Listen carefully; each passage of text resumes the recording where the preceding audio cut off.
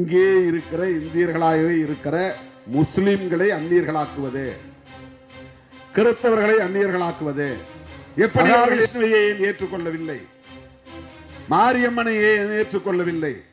இவர்கள் இந்த ஊரில் இத்தனை தெய்வங்கள் இருந்தும், இத்தனை மதங்கள் இருந்தும், இத்தனை மகான்கள் இருந்தும் இவர்களெல்லாம் விட்டுவிட்டு வேண்டாமா, இங்கேயே இது இந்திய தேசம் இல்லையா? இப்படி வெறுப்பை பரப்புகிறார். அடிப்படை காரணம் மதமாற்றத்தை நிறுத்துவது. தலித்துகளும் பழங்குடி மக்களும் தான் அதிகம் மதமாறி இருக்கிறார்கள். அத்தனை பேரும் இருந்தும் இந்தியாவை இந்துஸ்தான் என்று அறிவிக்க முடியாமல் போனது. நாட்டு வெடிகுண்டை வீசவும் நான் தயாராக இருக்கிறேன் என்று சொன்னவர் புரட்சியாளர் அம்பேத்கர். வளைத்து போட்டுத்தான் அதை செய்ய முடிகிறது, அல்லது ஓட்டு போட விடாமல் தடுத்து அதை செய்ய முடிகிறது. இதுதான் நம்மால் அங்க இருக்கிறோம். அப்பதான் அவர் எல்லா மரபுகளையும் மீறி நமக்கு தீர்ப்பு கொடுப்பார். அவரே போய் அதெல்லாம் முடியாது அப்படின்னு அங்க கைவிடல. தொடர்ந்து தொடர்ந்து தொடர்ந்து அந்த பிரச்சனையை ஊதி ஊதி ஊதி பார்த்தால் கீழே கட்டிடம் இருந்தது, ஆனால் அது இந்து கோவில் என்பதற்கு ஆதாரம் இல்லை. கட்டிடம் எல்லாவற்றையும் விட கன்வர்ஷன், மதமாற்றம் இந்தியாவிலே இருக்கு. ராகுல் காந்தி நோன்பு கஞ்சி குடிக்கிறார், கிறிஸ்துமஸ் பண்டிகை கொண்டாடுகிறார், உங்களோடு சேர்ந்து தீபாவளி பண்டிகை கொண்டாடுகிறாரா? ஆனா தமிழ் தேசியம் வளர ஒருபோதும் பிஜேபி இடம் கொடுக்காது எழுதி வைத்து, திருமாவளவன் தன் தந்தைக்கு ராமசாமி என்பதை மாற்றி தொல்காப்பியன் என்று பெயர் சூட்டிக் கொண்டார், பெயர் சூட்டி விட்டார் அப்படின்னு நினைக்கிறாங்க. ராமசாமிங்கிறதுல ராமன் இருக்குது, சாமி இருக்குது, அதுல மத அடையாளம் இருக்குது. தொல்காப்பியன் என்பதில் மத அடையாளம் இல்லை, அது தமிழ் அடையாளம். சப்ஸ்கிரைப் பண்ணி பெல் பட்டனை பிரஸ் பண்ணுங்க, உங்க நண்பர்களுக்கு ஷேர் பண்ணுங்க. நம்முடைய வீடியோ உடனுக்குடன் வர ஆல் பட்டனை பிரஸ். அரசியல் கட்சிகள் புத்தாண்டை வரவேற்பதிலும், பொங்கலை கொண்டாடுவதிலும், தேர்தலை எதிர்கொள்வதிலும் கவனம் செலுத்திக் கொண்டிருக்கிற வேளையில் அதுவெல்லாம் எங்களுக்கு இரண்டாம் பட்சம்தான், மக்களின் பிரச்சனைகள் தான் முதலாவது என்கிற அடிப்படையில் மக்களுக்கான இயக்கம் விடுதலை சிறுத்தைகள் கட்சி என்பதை மீண்டும் உறுதிப்படுத்தக்கூடிய வகையிலே நாம் இந்த ஆர்ப்பாட்ட களத்தில் நிற்கிறோம். கிறிஸ்தவர்கள் மீது அண்மையிலே நடத்தப்பட்ட தாக்குதல் தேசிய அளவில் பெரும் விவாதத்தை எழுப்பியது. இது ஒன்றும் புதிதல்ல. 2014ஆம் ஆண்டு முதலாக பிஜேபி ஆட்சி பொறுப்பேற்ற அந்த ஆண்டிலிருந்தே கிறிஸ்தவர்கள் மீதான தாக்குதல்கள் சட்ட பாதுகாப்போடு அல்லது அரசுகளின் பாதுகாப்போடு திட்டமிட்டு அரங்கேற்றப்பட்டு வருகிறது. நாளுக்கு நாள் இந்த தாக்குதல்கள் அதிகரித்து வருகின்றன. மேலோட்டமாக பார்த்தால் இஸ்லாமியர்களுக்கு எதிரான வெறுப்பு அரசியலைத்தான் பாரதிய ஜனதா கட்சியும் RSS உள்ளிட்ட சங் பரிவார் அமைப்புகளும் மேற்கொண்டு வருகின்றன என்பதை போல் தோன்றும். ஆனால் அவர்கள் மிக கவனமாக கணக்கு போட்டு காய்களை நகர்த்துகிறார்கள். கிறிஸ்தவர்களுக்கு எதிரான வெறுப்பு அரசியலையும் ஆழமாக விதைத்து வருகிறார்கள். அவ்வப்போது அவர்களை குறிவைத்து தாக்குகிறார்கள், தேவாலயங்களை சூறையாடுகிறார்கள், பைபிளை கொளுத்துகிறார்கள். நிறுவனமயப்பட்ட கிறிஸ்தவர்கள், ரோமன் கத்தோலிக், தென்னிந்திய திருச்சபை, ECI, TLC, இப்படி ஓரளவுக்கு நிறுவனமயப்பட்ட அந்த கிறிஸ்தவ தேவாலயங்களில் வழிபாடு செய்யக்கூடிய மக்களை விட இண்டிபெண்டன்ட் சர்ச்சஸ், பெந்தகோஸ்தே அமைப்புகளை சார்ந்தவர்கள், தனித்து இயங்கக்கூடிய தேவாலயங்களை நடத்தக்கூடிய, ஜெபங்களை நடத்தக்கூடிய, ஊழியங்களை செய்யக்கூடிய போதகர்கள், அந்த பிரிவுகளை பின்பற்றக்கூடியவர்கள் நீண்ட காலமாக குறிவைத்து தாக்கப்பட்டு வருகிறார்கள். இப்போது நிறுவனமயப்பட்டு இருக்கிற வலுவாக நாடு முழுவதும் இயங்கிக் கொண்டிருக்கிற ஆர்சி ரோமன் கேத்தலிக், சிஎஸ்ஐ போன்ற தேவாலயங்களையும் அந்த தேவாலயங்களில் வழிபாடு செய்யக்கூடிய கிறிஸ்தவ பெருங்குடி மக்களையும் தாக்குகிற அளவுக்கு அவர்களுடைய வெறுப்பு அரசியல் வலுப்பெற்றிருக்கிறது. கடந்த ஒரு சில ஆண்டுகளாக புத்தாண்டின் போது நிறைய தோழர்கள் எனக்கு தொலைபேசியிலே தொடர்பு கொண்டு சொல்வார்கள், நாங்கள் வீட்டிலே இப்படி ஒரு ஜெப கூட்டம் வைத்திருந்தோம், எங்களை வந்து தாக்கிவிட்டார்கள், நாங்கள் ஏற்பாடு செய்திருந்த ஒரு சின்ன கூடாரம் அது, அதை திறக்க விடாமல் தடுக்கிறார்கள், காவல்துறையினர் அச்சுறுத்துகிறார்கள். இப்படித்தான் தமிழ்நாட்டில் அங்கொன்றும் இங்கொன்றுமாக மேற்கு மாவட்டங்களில், மதுரை மாவட்டங்களில் இந்த வன்முறைகள் நடைபெற்றன. கடந்த ஆண்டு, அதற்கு முந்தைய ஆண்டு என்று கருதுகிறேன், பைபிளை கொளுத்திய காட்சியே சமூக வலைத்தளத்தில் வந்தது. இதுவெல்லாம் ஏதோ அங்கிருக்கக்கூடிய மதவெறி அமைப்புகளை சார்ந்தவர்கள் உணர்ச்சி வயப்பட்டு திடீரென்று தாக்குதல் நடத்துகிறார்கள் என்று நாம் எண்ணிவிடக் கூடாது. இஸ்லாமியர்களுக்கும் கிறிஸ்தவர்களுக்கும் எதிரான வெறுப்பு அரசியலை தொடர்ச்சியாக பரப்புவது என்பது அவர்களின் செயல் திட்டங்களுள் ஒன்று. செயல் திட்டங்கள் என்றால் நாம் பிரச்சனைகளை எதிர்கொள்ளுகிற வேலைகளை மட்டும் செய்கிறோம். அவர்கள் பிரச்சனைகளை உருவாக்குவதற்கென்று திட்டமிடுகிறார்கள். அதுதான் அவர்களுக்கு உள்ள முக்கியமான சிறப்பு கூறு. அதாவது நாம் பிரச்சனையின் பின்னால் ஓடுகிறோம், அவர்கள் புதிதாக பிரச்சனைகளை உருவாக்குகிறார்கள். அடிப்படை உரிமைகளுக்காக நாம் போராடுகிறோம், ஜனநாயக உரிமைகளுக்காக நாம் போராடுகிறோம், சாதிய வன்கொடுமைகளில் இருந்து எங்களுக்கு பாதுகாப்பு வேண்டும் என்று போராடுகிறோம், பெண்களுக்கு எதிரான ஒடுக்குமுறைகளில் இருந்து எங்களுக்கு பாதுகாப்பு வேண்டும் என்று போராடுகிறோம். இப்படி வன்கொடுமைகளை எதிர்த்து போராடுவது நம்முடைய செயல் திட்டங்களாக இருக்கின்றன. அதை நாம் முன்கூட்டியே வரையறுப்பதில்லை. ஆனால் அவர்கள் என்றால் யார்? பிஜேபி, ஆர்எஸ்எஸ், விஸ்வ இந்து பரிஷத், பஜ்ரங் தள், அனுமன் சேனா, ஏபிவிபி மாணவர் அமைப்பு, இப்படி 30க்கும் மேற்பட்ட அமைப்புகள் இந்தியா முழுவதும் வெவ்வேறு அடையாளங்களோடு இயங்கிக் கொண்டிருக்கின்றன. அவர்கள் வெவ்வேறு முகமூடிகளை அணிந்தாலும் அவர்கள் முகம் ஒரே முகம்தான். வெவ்வேறு களத்தில் இன்று பேசினாலும் அவர்களின் கொள்கை ஒரே கொள்கைதான். வெவ்வேறு திசைகளில் பயணித்தாலும் அவர்களின் இலக்கு ஒன்றேதான். இதுதான் சங் பரிவார். பரிவார் என்றால் குடும்பம் என்று பொருள். சங் பரிவார் என்றால் சங்க பரிவாரம், அதாவது ஆர்எஸ்எஸ் குடும்ப அமைப்புகள். இந்த ஆர்எஸ்எஸ் குடும்ப அமைப்புகளுக்கு 25 ஆண்டுகளுக்கு பின்னர் இந்தியா எப்படி இருக்க வேண்டும் என்பது குறித்து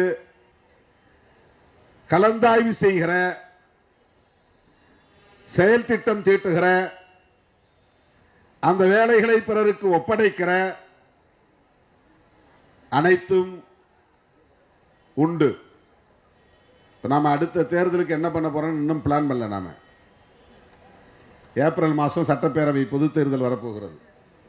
நம்மகிட்ட எந்த செயல் திட்டமும் இல்லை. ஆனால் பிஜேபிக்கும் ஆர்எஸ்எஸ்க்கும் விஸ்வ இந்து பரிஷத்துக்கும் அடுத்த மாதம் என்ன திட்டம் என்பது மட்டுமில்லை, அடுத்த நாள் என்ன வேலை என்பது மட்டுமில்லை, 5 ஆண்டுகளுக்கு பிறகு என்ன செய்ய வேண்டும், 5 ஆண்டுகளுக்குள் என்ன செய்து முடிக்க வேண்டும், 10 ஆண்டுகளுக்குள் என்ன செய்து முடிக்க வேண்டும், இந்தியாவை எப்படிப்பட்ட இந்தியாவாக மாற்றப் போகிறோம், நாம் நிறைவேற்றப் போகிற இந்த செயல் திட்டங்களுக்கு எதிரிகள் யார்? தடைக்கற்களாக இருப்பவர்கள் யார் யார்? என்ன செய்தால் இவர்களை எல்லாம் வீழ்த்த முடியும்? எப்படி ஆட்சி அதிகாரத்தை தொடர்ந்து தக்க வைக்க முடியும்? அந்த ஆட்சி அதிகாரத்தை வைத்து எப்படி நம்முடைய நோக்கங்களை நிறைவேற்ற முடியும்? இந்துக்களை பெரும்பான்மையாக அணிதிரட்ட வேண்டும். இந்துக்களை அணிதிரட்ட வேண்டுமானால் இந்து மத உணர்வை வெகுவாக பரப்ப வேண்டும். இந்து மத உணர்வை பரப்ப வேண்டுமானால் சாதி பெருமைகளை போதிக்க வேண்டும். சாதி பெருமையும் மத உணர்வும் ஒன்றோடு ஒன்று தொடர்புடையது. ஒருவன் சாதியை ஏற்றுக்கொள்கிறான் என்கிற போது, சாதி பெருமையை பேசுகிற போது, அவனுக்கு அவன் சார்ந்த அந்த வாழ்க்கை முறையை, சாதிய வாழ்க்கை முறையை தந்திருக்கிற மதம் தொடர்பான உணர்வு மேலோங்கும். ஒருவன் தன்னை பறையன் என்று எண்ணி பெருமைப்படுகிறான் என்றால் அந்த சாதி எப்படி உருவானது, அது எந்த மதத்தை சார்ந்தது, அதற்கு என்ன பின்னணி புராணங்கள் இருக்கின்றன என்பதை தேடி அவன் செல்ல நேரும். அப்போது இவர்கள் ஆதரவாக நிற்பார்கள். நீங்கள் எல்லாம் சிவகுலத்தை சார்ந்தவர்கள், நீங்கள் எல்லாம் வைணவ குலத்தை சார்ந்தவர்கள், நீங்கள் எல்லாம் இந்த குலதெய்வத்தை கும்பிடக்கூடியவர்கள், உங்களுக்கு கோவில் வேண்டுமா, கட்டித் தருகிறோம். உங்களுக்கு பண்டிகைகளுக்கு ஏதேனும் உதவிகள் தேவையா, செய்து தருகிறோம். ஏழை எளிய மக்களுக்கு வீட்டுமனை பட்டா வேண்டுமா, ஆட்சி எங்கள் கையில், பட்டா தருகிறோம். வீடு மனை வேண்டுமா, வீடுகள் கட்டித் தருகிறோம். இந்த செயல் திட்டங்கள் எல்லாம் ஒவ்வொரு அமைப்புக்கும் தரப்பட்டிருக்கிறது. விஸ்வ இந்து பரிஷத்திற்கு ஒரு செயல் திட்டம். ஏனென்றால் முதல் நோக்கம் இந்துக்களை இந்துக்களாக அணிதிரட்டி இந்தியாவில் இந்துக்கள் தானே பெரும்பான்மை என்கிற உணர்வை ஊட்டி அவர்களை ஒரு கட்சியின் குடையின் கீழ் கொண்டு வந்து விட வேண்டும். பிஜேபி பேசுகிற பெரும்பான்மைவாத அரசியலை காங்கிரஸால் மதவெறி அடிப்படையில் பேச முடியாது. பிஜேபி பேசுகிற மதவெறி அரசியலை கம்யூனிஸ்ட் கட்சிகளால் பேச முடியாது. பிஜேபி பேசுகிற மதவெறி அரசியலை திராவிட கட்சிகளால் பேச முடியாது.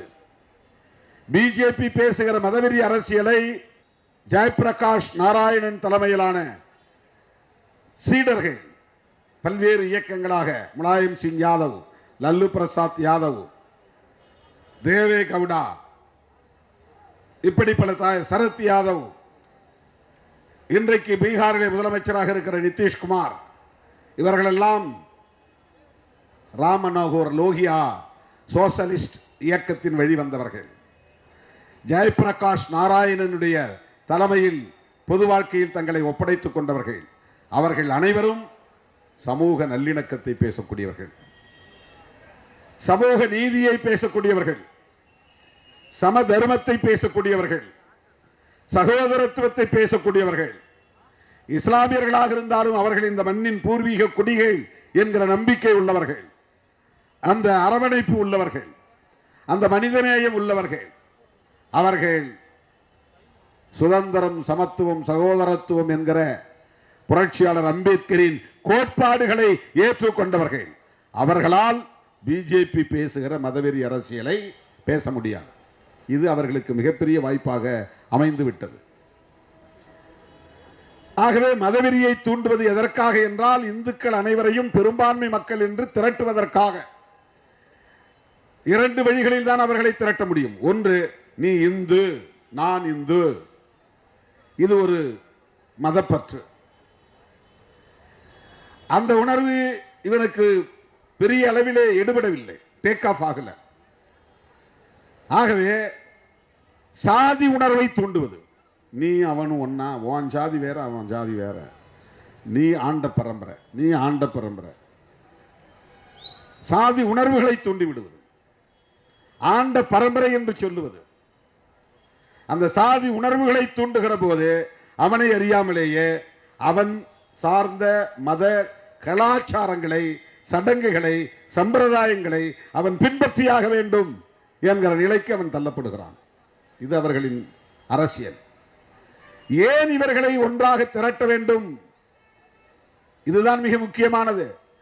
கிறிஸ்தவர்களின் வாக்குகள் அவர்களுக்கு தேவையில்லையா? தேவையில்லை என்று கராராக முடிவெடுத்து விட்டான். இஸ்லாமியர்களின் வாக்குகள் தேவையில்லையா? தேவையில்லை என்று கராராக முடிவெடுத்து விட்டார்கள். ஏனென்றால் என்னதான் நாம் முண்டியடித்து அவர்களின் வாக்குகளை பெற்றாலும் அந்த வாக்குகள் பெரிய அளவிலே நமக்கு வெற்றி பெறுவதற்கு பயன்படாது, தேவையில்லை. அதற்காக நம்முடைய கொள்கைகளை சமரசம் செய்து கொள்ளக்கூடாது. முஸ்லிம்களோடு கிறிஸ்தவர்களோடு நாங்கள் நல்லிணக்கமாக இருக்கிறோம், சகோதரத்துவத்தை பேணுகிறோம், எங்களுக்கு உங்கள் ஓட்டு போடுங்கள் என்று கேட்டு அவர்களை இந்துக்களுக்கு எதிராக நிறுத்த முடியாது. ஏன் இந்துக்களுக்கு எதிராக நிறுத்த வேண்டும்? அப்போதுதான் இந்துக்களுக்கு இந்து என்கிற உணர்வு மேலோங்கும். அவன் முஸ்லீம், யாரையாவது ஒருத்தரை எதிரியா காட்டணும்ல. காந்தி ஆட்சி செய்ய போது அவன் வெள்ளைக்காரன், அவன் இங்கிலாந்து நாட்டைக்காரன், அவன் அந்நிய தேசத்தை சார்ந்தவன், அவனுக்கு நமக்கு என்ன சம்பந்தம், அவன் எப்படி இந்த நாட்டை ஆளலாம், அவனை விரட்டி அடிக்க வேண்டுமா வேண்டாமா, இது போதும் மக்களை திரட்டுவதற்கு. காந்தியடிகளுக்கு அன்றைக்கு தேவையாக இருந்தது இதுதான். அவன் வெள்ளைக்காரன், அவன் ஏன் நம்ம நாட்டை ஆள வேண்டும், அவனை விரட்டுவோம்.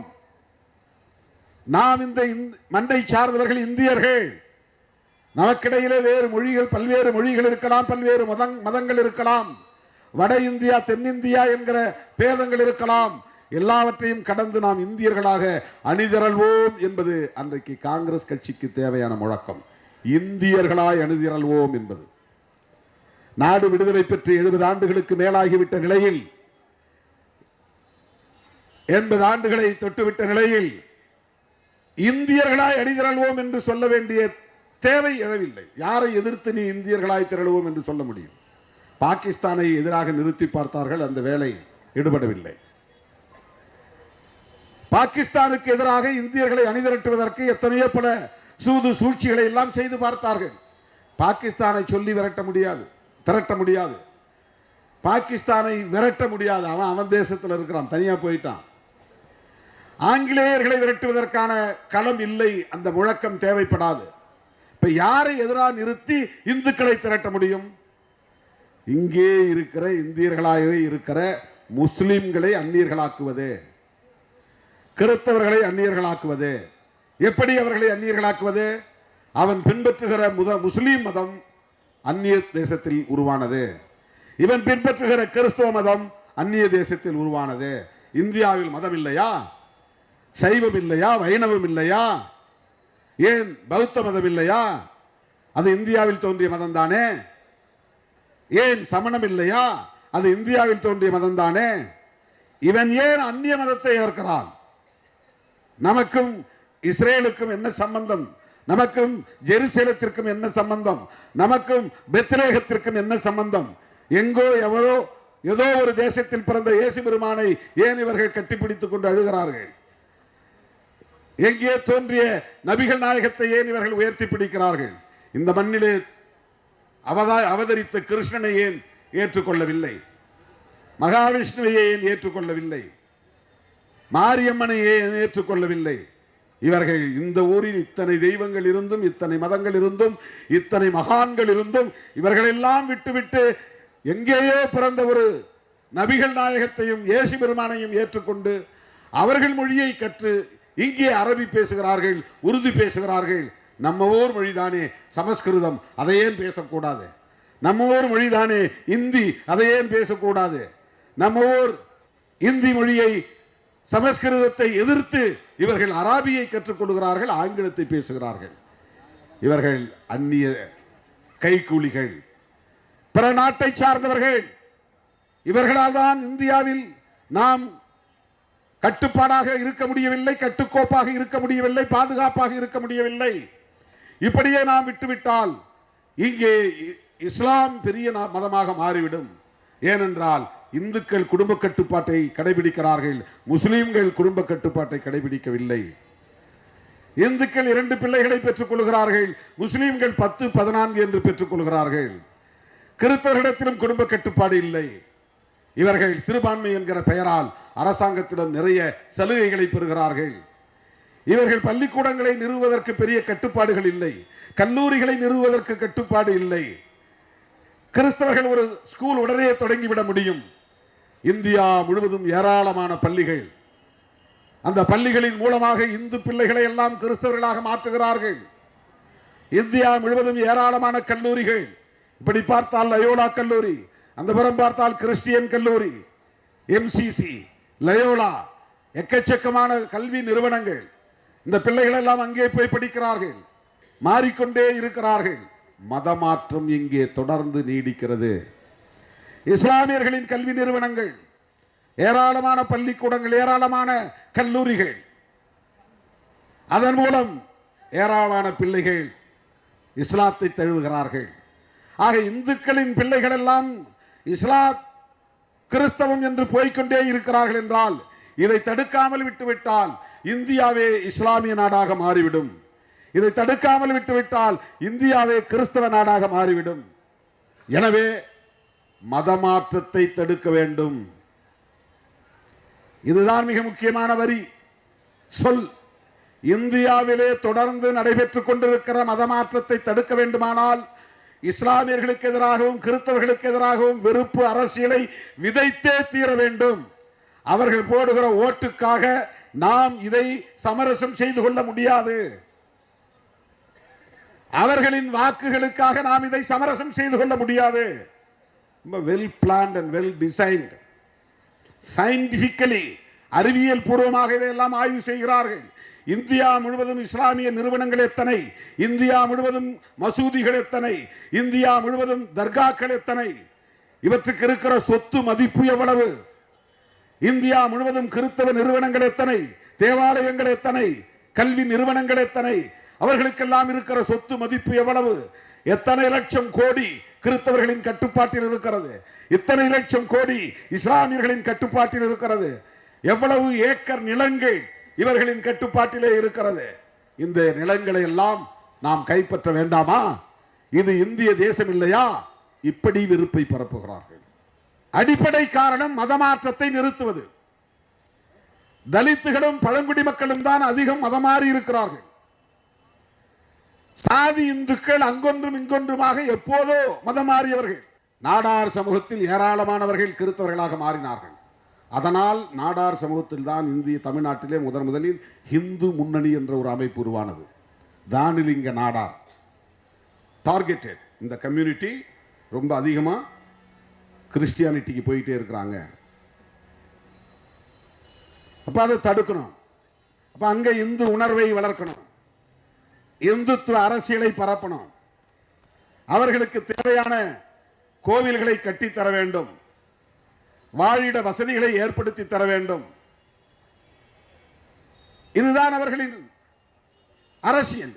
இது ஏனோதானோ என்று திடீரென்று ஏற்பட்டதல்ல. இது 100 ஆண்டு கால செயல் திட்டம். காந்தி இருந்த காலத்திலேயே, புரட்சியாளர் அம்பேத்கர் இருந்த காலத்திலேயே, 1925 உருவான அமைப்பு தான் RSS. நாக்பூரிலே தான் அது உருவானது. ராஷ்டிரிய ஸ்வய சேவக் சங். அதை உருவாக்கியவர்கள் அத்தனை பேரும், அதில் உறுப்பினர்களாக இருந்த அத்தனை பேரும் சித்பவன் என்கிற பார்ப்பனர்கள்.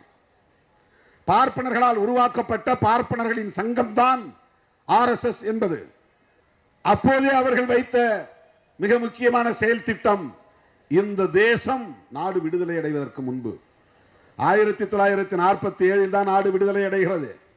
1925 அவர்களின் நோக்கம், இலக்கு, எப்படி வெள்ளைக்காரன் போய்விடுவான், நாடு விடுதலை அடைவதற்கான காலம் கனிந்து விட்டது, அப்படி விடுதலை பெற போகிற தேசம் இந்துக்களின் தேசம் என்று பிரகடனப்படுத்தப்பட வேண்டும். இதுதான் RSS வேட்கை. இதுதான் RSS அவர்கள், அந்த இயக்கத்தினுடைய தலைவர்களின் நோக்கம். இப்ப இந்துக்களின் தேசமாக இந்துஸ்தான், பாகிஸ்தான், ஸ்தான்னா இடம், தலம், நிலம், தேசத்தின் பெயர். இப்ப இதை இந்துஸ்தான் என்று அறிவிக்க வேண்டும். லாஜிக் படி கரெக்ட் தான். அவன் மதத்தின் அடிப்படையில் நாட்டுக்கு பெயர் வைக்கிறான். ஏன் எங்க நாட்டுக்கு இந்துக்கள் அதிகமாக இருக்கிற இந்த நாட்டுக்கு இந்து ராஷ்டிரம் என்றோ இந்துஸ்தான் என்றோ பெயர் வைக்க கூடாது என்பது அவனுடைய கேள்வி. ஆனால் வைக்க முடியவில்லை. அதற்கு ஒரே ஒரு காரணம்தான், ஒரே ஒருவர் தான் காரணம். அவர்தான் புரட்சியாளர் அம்பேத்கர் அவர்கள். அதுதான் மிகப்பெரிய கெடு வாய்ப்பாக அவர்களுக்கு அமைந்து விட்டது. புரட்சியாளர் அம்பேத்கர் மட்டும் அரசமைப்பு சட்டத்தை எழுதுகிற வாய்ப்பை பெறாமல் இருந்திருந்தால் ஒரு பார்ப்பனரோ அல்லது உயர் சாதி வகுப்பை சார்ந்த ஒரு வழக்குரைஞரோ அல்லது சட்ட வல்லுநரோ அரசமைப்பு சட்டத்தை எழுதுகிற வாய்ப்பை பெற்றிருந்தால் அந்த அரசமைப்பு சட்டத்தில் அதிகாரப்பூர்வமாக இந்த தேசம் இந்து தேசம் என்று உறுதிப்படுத்தி இருப்பார்கள், பிரகடனப்படுத்தி இருப்பார்கள், அப்படி அறிவிக்க விடாமல் அதை தன்னுடைய அறிவாற்றலால் தலைமைத்துவ பேராளுமையால் அதை தடுத்தவர், முறியடித்தவர் புரட்சியாளர் அம்பேத்கர் அவர்கள். ஜெய் பீம். புரட்சியாளர் அம்பேத்கர் என்கிற அந்த மாமனிதர் எவ்வளவு பெரிய பேராண்மை மிக்கவர், பேராளுமை மிக்கவர் என்பதற்கு இதை விட வேறு சான்று தேவையில்லை. அவர் காலத்தில், சமகாலத்தில் எவ்வளவோ ஆளுமை மிக்க தலைவர்கள் பலர் இருந்தார்கள். சர்தார் பட்டேல் கூட அந்த கருத்து கொண்டவர் தான். அதனால்தான் அவருக்கு உலகில் உயர்ந்த சிலையை நிறுவி இருக்கிறார்கள். அவர் காங்கிரஸ்காரர் தான். காங்கிரஸ் கட்சியிலேயே அந்த சிந்தனை உள்ளவர்கள் இன்றைக்கும் பல பேர் இருக்கிறார்கள், ஏராளம் இருக்கிறார்கள். அன்றைக்கு நிறைய இருந்தார்கள். கோபாலகிருஷ்ண கோகலே, பால கங்காதர திலகர்,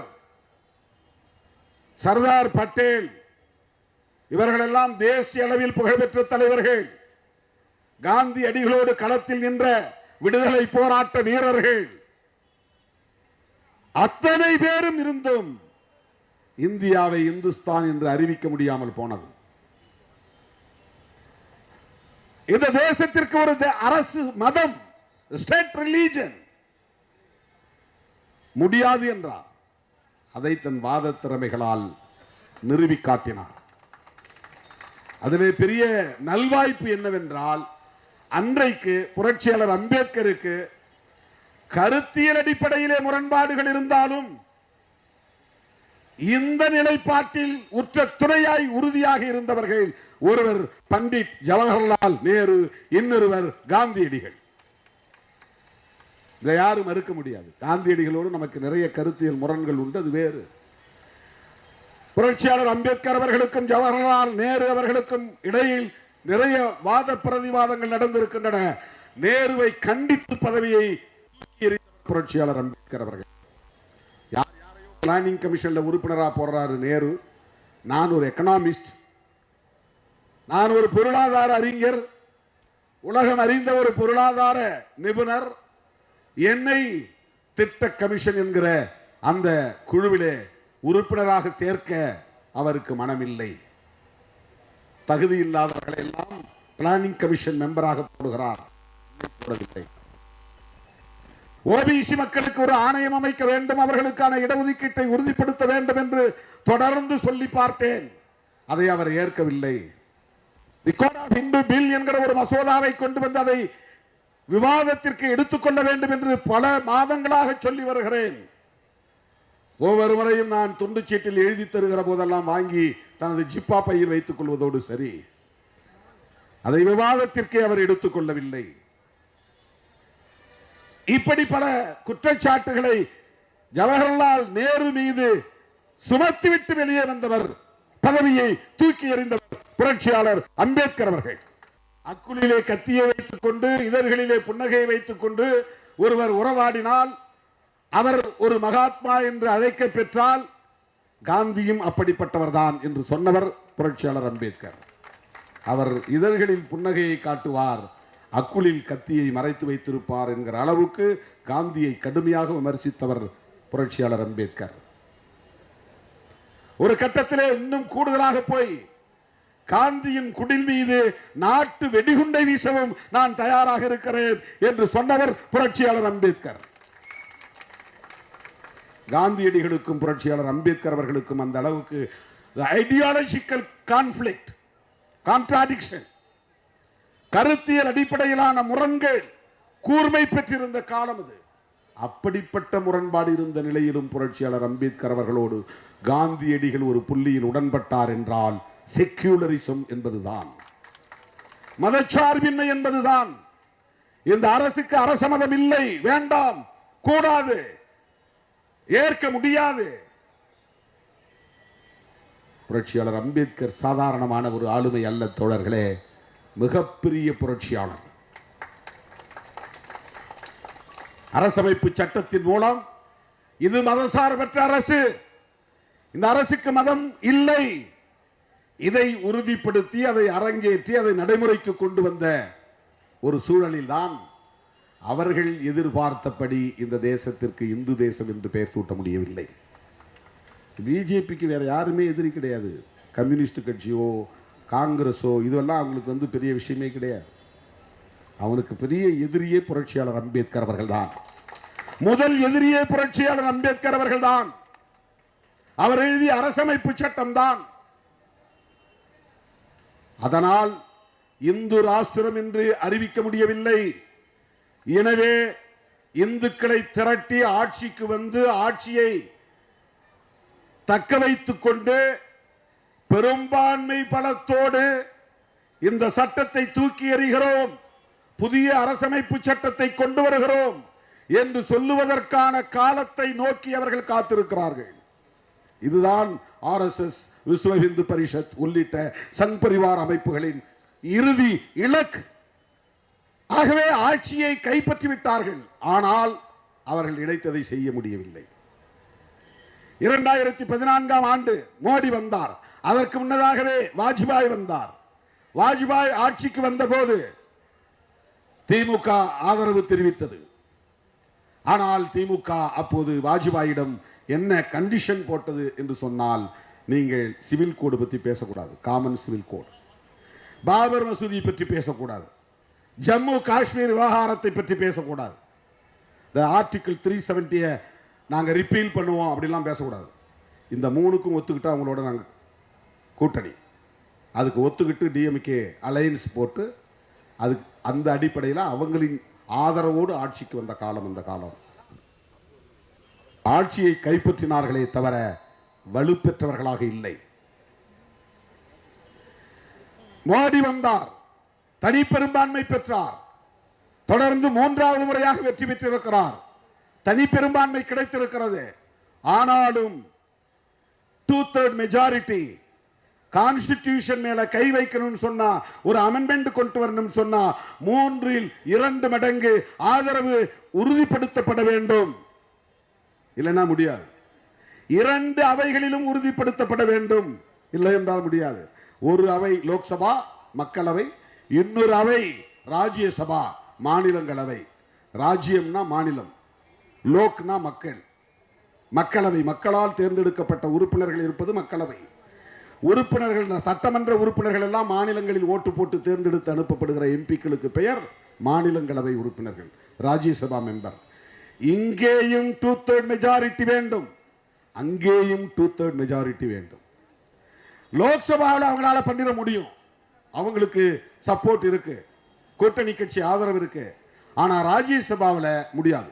ஏன்னா மாநிலங்களில் ஆளுகிற கட்சிகள், மாநில கட்சிகள் அவர்கள் பெற்ற சட்டமன்ற உறுப்பினர்களை வைத்து அவர்கள் ராஜ்யசபா உறுப்பினர்களை கூடுதலாக வென்றெடுத்து விடுகிறார்கள்.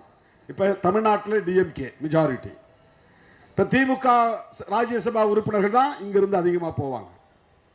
இங்க பிஜேபிக்கு ராஜ்யசபா உறுப்பினர் வென்றெடுக்க முடியாது. ஒன்று திமுக இல்லைன்னா அதிமுக. அப்படி இல்லைன்னா திமுகவோ அதிமுகவோ கூட்டணி கட்சிக்கு 1-2 கொடுத்தா அவங்க இருப்பாங்க, அவங்க அவ்வளவுதான். இப்ப தமிழ்நாட்டிலிருந்து 0, கேரளாவிலிருந்து 0, மேற்கு வங்கத்திலிருந்து 0, கர்நாடகாவிலிருந்து 0, தெலுங்கானாவிலிருந்து 0. இப்படி பல மாநிலங்களில் மாநில கட்சிகள் அல்லது காங்கிரஸ் கட்சி ஆட்சியில் இருப்பதனால், கம்யூனிஸ்ட் கட்சி ஆட்சியில் இருப்பதனால் அந்த மாநிலங்களிலிருந்து தேர்ந்தெடுக்கப்படுகிற ராஜ்யசபை உறுப்பினர்கள் மாநில கட்சிகளின் வலிமையோடு இருக்கிற உறுப்பினர்கள், மாநில கட்சிகளுக்கான வலிமையோடு இருப்பவர்கள். அவர்கள் பிஜேபிக்கு ஓட்டு போட மாட்டாங்க. அவர்கள் ஆளுகிற மாநிலங்களில் இருந்து ராஜ்யசபா மெம்பர் வருவாங்க. ஆனா அந்த எண்ணிக்கை போதாது. ஆனா ஒவ்வொரு முறையும் ஏமாற்றி தில்லு முள்ளு வேலை செய்து சில பேரை வரவிடாமல் தடுத்து, ஓட்டு போட விடாமல் தடுத்து, அல்லது வேறு வகையான சில மால் பிராக்டிஸ் செய்து ராஜ்யசபாவிலும் அவர்கள் அதை சாதிக்கிறார்கள். அது ஆளுங்கட்சியாக இருப்பதனால் 2/3 மெஜாரிட்டி கொண்டு வந்து விடுகிறார்கள். உண்மையில் அவர்களின் தனிப்பட்ட பலத்தின் அடிப்படையில் வலுவின் அடிப்படையில் அதை செய்யவில்லை. என்னதான் இருந்தாலும் கூட்டணி கட்சி தயவோடு தான் அதை செய்ய முடியுது. அல்லது எதிர்கட்சிகளில் இருப்பவர்களை வளைத்து போட்டுத்தான் அதை செய்ய முடிகிறது. அல்லது ஓட்டு போட விடாமல் தடுத்து அதை செய்ய முடிகிறது. இதுதான் அன்னைக்கு ஆஜராகிறவங்கள நிறைய பேரை ஓட்டு போட விடாமல் தடுத்துருவாங்க. அவன் ஆப்சென்ட் ஆயிடுவான். அதன் மூலம் 2/3 மெஜாரிட்டி வந்துச்சு. அதுவும் டிவிஷன் கேட்டாதான் எழுந்திருச்சு. யாராவது ஒருத்த வாக்கெடுப்புக்கு அனுமதிக்க வேண்டும் டிவிஷன் அப்படின்னு நினைச்சா டிவிஷன் கொடுத்தாகணும். டிவிஷன்னா வாக்கெடுப்பு நடத்துங்கள்னு அர்த்தம். இல்லைன்னா குரல் வாக்கெடுப்பு. ஆம் என்போர் ஆம் என்க, இல்லை என்போர் இல்லை என்க. அது இந்தியில் சொல்லுவாங்க. உடனே ரூலிங் பார்ட்டி மெஜாரிட்டியா இருக்கவங்க ஓன்னு கத்துவான், ஆம் கத்துவான். நாம என்ன கத்தினாலும் எடுபடாது. அப்ப 2/3 மெஜாரிட்டி இல்லாமல், இரண்டு அவைகளிலும் 2/3 மெஜாரிட்டி இல்லாமல் அவர்களால் அரசமைப்பு சட்டத்தில் பெரிய அளவில் கை வைக்க முடியாது. அதை தூக்கி எறிய முடியாது. அரசமைப்பு சட்டத்தை எப்படி பாதுகாக்க வேண்டும் என்பதிலும் புரட்சியாளர் அம்பேத்கர் இப்படிப்பட்ட வரையறைகளை உருவாக்கி வைத்திருக்கிறார். அது மட்டும் இல்லாமல் உச்ச நீதிமன்றமும் தீர்ப்பளித்து விட்டது. ஃபுல் பெஞ்சில் என்னன்னா, பேசிக் ஃபேக்டர் ஆஃப் தி கான்ஸ்டிடியூஷன், அடிப்படை கூறுகள். நீ எத்தனை முறை வேணாலும் அமெண்ட் பண்ணிக்கோ. கான்ஸ்டிடியூஷன் அமெண்ட் பண்ற அதிகாரம் லோக்சபாவுக்கு உண்டு, ராஜ்யசபாவுக்கு உண்டு. ஆனா அது சொல்லக்கூடிய அடிப்படை கூறுகள், அடிப்படை கூறுகள் என்ன? பிரியாம்பிள் இருக்கிற கோட்பாடுகள் அது பாதிக்கப்படக்கூடாது. அடிப்படை உரிமைகள் பாதிக்கப்படக்கூடாது. மதம் சார்ந்த உரிமைகள் பாதிக்கப்படக்கூடாது. அதில் நீ கை வைக்க முடியாது. Basic factors of the constitution should not be affected. அது பாதிக்கப்படக்கூடாது. இதை ஃபுல் பெஞ்ச் வரையிலும் போய் தீர்ப்பு வாங்கிட்டாங்க. அப்ப நீதிமன்றத்தில் நம்ம ஆள் வேணும் அப்படின்னு முடிவு பண்றான். இப்ப கொலிஜியத்தை கையில் வச்சுக்கிறான். எந்தெந்த இன்ஸ்டிடியூஷன் இவர்களின் நோக்கத்திற்கு எதிராக இருக்கிறதோ, சிபிஐ அல்லது இடி அந்த அமலாக்கத்துறை அல்லது சுப்ரீம் கோர்ட், ஹை கோர்ட், உயர் நீதிமன்றங்கள், உச்ச நீதிமன்றங்கள், எந்தெந்த அதிகாரம் அட்டானமஸ் பவர் உள்ள தனித்து இயங்கக்கூடிய தேர்தல் ஆணையம் உட்பட இத்தனை இன்ஸ்டிடியூஷன்களையும் கண்ட்ரோலுக்கு கொண்டுட்டு வரணுங்கிறது அவங்களுடைய திட்டங்கள் ஒன்று. இதெல்லாம் வெறும் ஏனோ தானோ நடக்கிறது. அவன் ஃப்ரெண்டை வேணுங்கிற ஆளை கமிஷனராக போட்டாங்கிறதல்ல. இந்த திட்டத்தை நடைமுறைப்படுத்துவதற்கான ஆள் தேவை. அதற்கு ஒவ்வொரு துறையிலும் தேடி பார்த்து RSS பயிற்சி பெற்ற அந்த கருத்துக்கு உடன்படுகிற ஆட்களை தேடி பிடித்து அல்லது பிரெயின் வாஷ், மூளைச்சலவை செய்து அவனுக்குள்ளே மத உணர்வை ஊட்டி அவனையும் RSS ஆளாக மாற்றி முக்கிய பொறுப்புகளில் அமர வைப்பார்கள். உயர் நீதிமன்ற நீதிபதிகளாக GR சுவாமிநாதன் நம்மால் அங்கே இருக்கட்டும். அப்பதான் அவர் எல்லா மரபுகளையும் மீறி நமக்கு தீர்ப்பு கொடுப்பார். அவரே போய் திருப்பரங்குன்றத்தில் நின்று ஏற்கனவே ராம ஐயர் கொடுத்த தீர்ப்புலாம் சரியில்லை, நான் கொடுக்குற தீர்ப்பு தான் சரி, நான் தீர்ப்பு கொடுத்துட்டா அதுக்கப்புறம் நீ அதுக்கு மேலே அப்பீலுக்கு தான் போகணும், அதை மீறி ஒன்றும் செய்ய முடியாது. அப்போ இதை யார் முடிவு செய்கிறார்கள் என்றால் RSS ஹெட், சங் பரிவார்களின் தலைமை. உயர் நீதிமன்றங்களில் நமக்கான ஆட்களை வை, உச்ச நீதிமன்றங்களில் நமக்கான ஆட்களை வை, தேர்தல் ஆணையத்தில் நமக்கான ஆட்களை கொண்டு போய் உட்காரவை, நாம் விரும்புவது போல் தீர்ப்பு எழுதுவதற்கு ஆளை பிடி, அவருக்கு தீர்ப்பு கொடுத்த பிறகு ஒரு புதிய பொறுப்பை தருவோம், பேசி முடி. சுப்ரீம் கோர்ட் ரிட்டையர்டு, உடனே உனக்கு பெரிய போஸ்ட், கவர்னரா போ. இந்த மாநிலத்தில் கவர்னராக போய் 5 வருஷம் இரு, குடும்பத்தோட நிம்மதியாக வாழ்க்கை நடத்து, நான் விரும்புகிற மாதிரி தீர்ப்பு எழுதி கொடு. இதெல்லாம் வெல் டிசைன்டு, ப்ரீ பிளான்டு, 20-25 ஆண்டுகளுக்கான செயல் திட்டம். இது எதேச்சியா நாம சந்திக்கிற பிரச்சனைகளை நம்முடைய சாமர்த்தியத்தால் எதிர்கொண்டு அதில் மீண்டு வந்துருவோம், அது தனி. ஆனால் அவர்கள் இதை செய்தால் என்ன எதிர்ப்பு வரும், யாரிடமிருந்து எதிர்ப்பு வரும், யார் யார் இதை எதிர்ப்பார்கள், எவை எவை தடைகளாக இருக்கும், அந்த தடைகளை எப்படி தகர்ப்பது, எதிரிகளை எப்படி வீழ்த்துவது, எதிர்ப்புகளை எப்படி முறியடிப்பது, இவற்றையெல்லாம் முன்கூட்டியே ஆராய்ந்து ஆய்வு செய்து கலந்துரையாடி எப்படி இதை எதிர்கொள்வது என்பது உட்பட திட்டங்களை வரையறுத்து வைத்திருக்கிறார்கள்.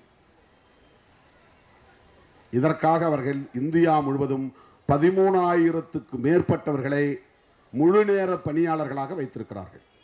RSS, விஸ்வ இந்து பரிஷத்து, பஜ்ரங் தளம், ஹனுமன் சேனா, இந்த மாதிரியான அமைப்புகளில் திருமணம் செய்து கொள்ளாமல், எந்த விளம்பரமும் தேடாமல், எந்த விதமான சொத்து சுகம் என்கிற நாட்டம் இல்லாமல் ஆட்களை தேர்வு செய்து பயிற்சி கொடுத்து எப்படி பௌத்த மாங்குகளை உருவாக்குகிறார்களோ, எப்படி கிறிஸ்தவ பாதிரியார்களை உருவாக்குகிறார்களோ, அப்படி RSS உள்ளிட்ட சங் பரிவார்களில் முழு நேர பணியாளர்களை உருவாக்குகிறார்கள்.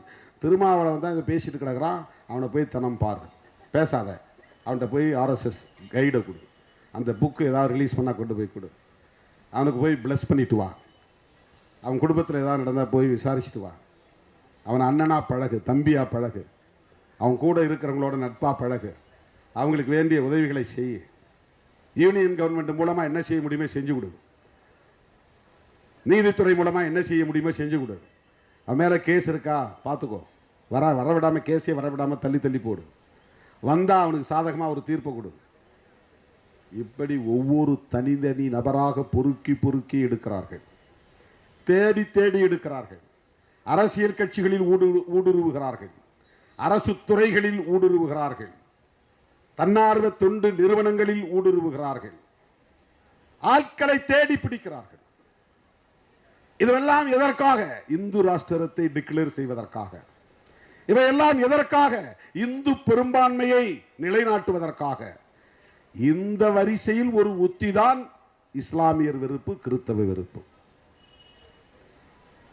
இஸ்லாமியரை வெறுப்பாக காட்டினால்தான் இந்துக்கள் உணர்வு வரும். கிறிஸ்தவர்களை எப்படி அவங்கள பண்ண முடியும்? எப்படி இஸ்லாமியரை எதிரியாக நிறுத்த முடியும்? அவன் மதம் மாற்றம் செய்கிறான், திருமாவளவன் அழைச்சி போய் மேடையில் உட்கார வச்சு தொப்பியை போடுறான், அவங்க கூட இருக்கிறவங்க பூரா நல்லா நட்பாயிடுறாங்க, அதில் சில பேர் முஸ்லீமாக மாறிடுறான், வா துபாய்க்கு அழைச்சிட்டு போகிறேன், சவுதிக்கு அழைச்சிட்டு போகிறேன்னு அழைச்சிட்டு போயிடுறாங்க.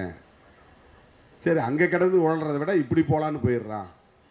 கிறிஸ்தவர்கள் அவங்கள தேடி போய் பைபிள் எடுத்துக்கிட்டு அவங்க தலைமாட்டில் உட்காந்துட்டு அவங்களுக்கு ஜெபம் பண்ணுறாங்க. ஜெபம் என்ன சும்மாவா? எதுக்கு பண்ணுறான்? அவங்கள கிறிஸ்தவர்களாக மாற்றுறதுக்கு பண்ணுறான். எனக்கு எந்த கடவுளும் கை கொடுக்கல, இயேசு பெருமான் தான் என்னை ஏற்றுக்கிட்டார் அப்படின்னு 10 நாளில் அவன் மாறி போயிடுறான், 1 மாதத்தில் மாறி போயிடுறான். அம்மான்னு முத்து மாரியம்மனை கூப்பிட்டுக்கிட்டு இருந்த பெண்மணி அப்பான்னு ஏசப்பாவை கூப்பிட ஆரம்பிச்சிடுறாங்க. இது நாடு முழுவதும் நடக்கிறது. இப்படி மதமாற்றம் நிகழ்கிறது.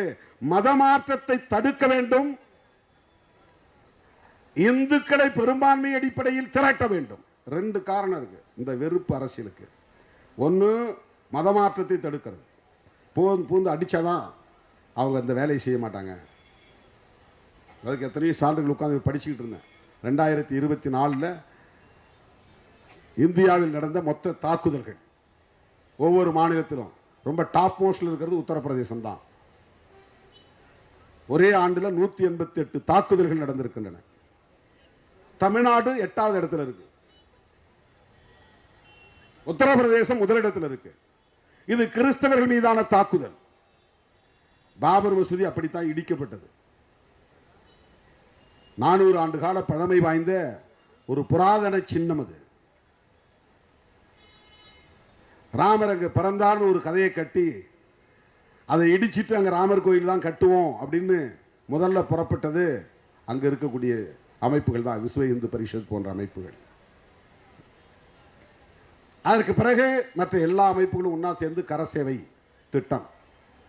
தமிழ்நாட்டில் கரசேவைக்கு ஆதரவு தெரிவித்த முதல் கட்சி அதிமுக, ஜெயலலிதா அம்மையார் என்னதான் அவங்க சமூக நீதிக்காக குரல் கொடுத்திருந்தாலும், தமிழர்கள் மீது பற்று கொண்டிருந்தாலும், அவர்களிடம் அந்த மத உணர்வு என்பது அல்லது சனாதன அரசியல் என்பது குருதியோடு கலந்ததாகத்தான் இருந்தது. கரசேவைக்கு ஆள் அனுப்பினார். இது வரலாற்றில் பதிவானது, யாரும் மறுக்க முடியாது. கரசேவைனா என்ன? கோயில் கட்டுறதுக்கு எல்லாம் செங்கல் தூக்கிட்டு வாங்க. எப்ப ஆரம்பிச்சது? பல பத்தாண்டுகளுக்கு முன்பு, 90களுக்கு முன்பு. அத்வானி ரத யாத்திரை நடத்துவதற்கு முன்னாடி கிட்டத்தட்ட அதுக்கே ஒரு 100 ஆண்டு கால வரலாறு இருக்கு. அந்த பாபர் மசூதியை இடிக்கணும் அப்படிங்கிற நோக்கம். அதை ஒரு நாள் போராட்டம் நடத்தி விட்டுறல நம்மள மாதிரி. சில ஆண்டுகள் முயற்சி எடுத்து விட்டு விடவில்லை. அதெல்லாம் முடியாது அப்படின்னு அவங்க கைவிடல. தொடர்ந்து தொடர்ந்து தொடர்ந்து அந்த பிரச்சனையை ஊதி ஊதி ஊதி பெருக்கி அத்வானி மண்டல் பரிந்துரைக்கு எதிராக ஓபிசி மக்களுக்கு, மாணவர்களுக்கு இடஒதுக்கீடு கொடுக்க கூடாது என்று எதிர்த்து நடத்திய அந்த ரத யாத்திரை தான் ரத்த யாத்திரையிலே போய் முடிந்து அந்த வேகத்தோடு பாபர் மசூதி இடிப்பும் அரங்கேறியது. பாபர் மசூதி இடிப்புக்கு பிறகு நமக்காக RSS இருக்கிறது, பிஜேபி இருக்கிறது, விஸ்வ இந்து பரிஷத் இருக்கிறது என்கிற நம்பிக்கையை இந்து மக்களிடத்தில் உருவாக்கினார்கள். சுப்ரீம் கோர்ட் விசாரித்தது. தீர்ப்பு என்ன சொன்னார்கள் என்றால், இங்கே ராமர் பிறந்தாரா? இல்லை, ஒத்துக்கிறாங்க. இங்கே ராமர் கோவில் இருந்ததா? இல்லை, ஒத்துக்கொள்கிறார்கள். இந்த இடம் இந்துக்களுக்கு சொந்தமானதா? இல்லை, ஒத்துக்கொள்கிறார்கள். அப்புறம் எப்படி தீர்ப்பு? ராமருக்கு கோயில் கட்டணும், முஸ்லிம் வெளியே போ. இதான் தீர்ப்பு. இது என்ன நியாயம்? அவருடைய தீர்ப்பிலேயே இது சொல்லப்படுகிறது. இங்கே ராமர் கோவில் இருந்தது என்பதற்கான சான்றுகள் இல்லை. இங்கே தோன்றிய தொல்லியலாளர்கள் கொடுத்த ஆதாரங்களின் அடிப்படையில் பார்த்தால் கீழே கட்டிடம் இருந்தது, ஆனால் அது இந்து கோவில் என்பதற்கு ஆதாரம் இல்லை. கட்டிடம் இருந்துச்சு, தோண்டி பார்த்தா இந்த இடத்த தோண்டினா கூட ஏதாவது கட்டடம் இருக்கும் கீழே. இல்லைன்னா இங்கே புத்தர் சிலை கிடந்தாலும் கிடக்கும். ஒரு 100 அடி அல்ல ஒரு 40 அடி 50 அடி தோண்டி பார்த்தா பல இடங்களில், ஏன்னா இதெல்லாம் செங்கை, காஞ்சிபுரம்லாம் பௌத்த பூமியாக இருந்த பகுதி.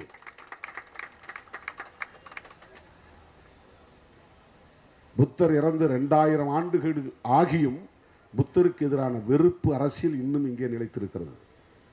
புத்தருக்கு எதிரான வெறுப்பு அரசியல் இங்கே நடந்தது. அந்த வெறுப்பு இன்றும் இருக்கிறது. அது மாதிரியான ஒரு வெறுப்பு அரசியல் தான்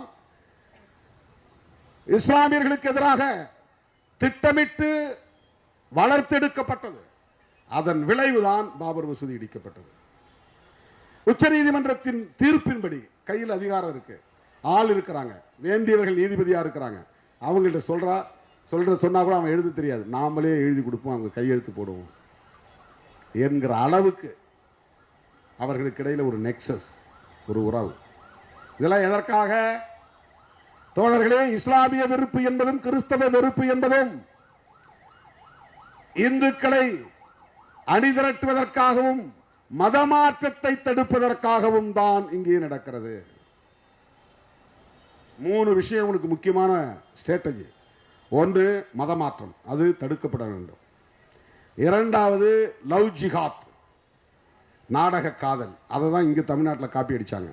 இது பிஜேபியுடைய சோசியல் இன்ஜினியரிங். 3வது, ஹோலி கவ், அதாவது பசு புனிதம். பசுமாடு புனிதமானது, நாங்கள் வழிபாடு செய்யக்கூடிய தெய்வம் அது.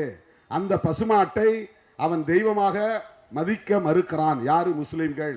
மாடு வியாபாரத்தில் பெரும்பான்மையாக முஸ்லிம்கள் இருக்கிறார்கள்.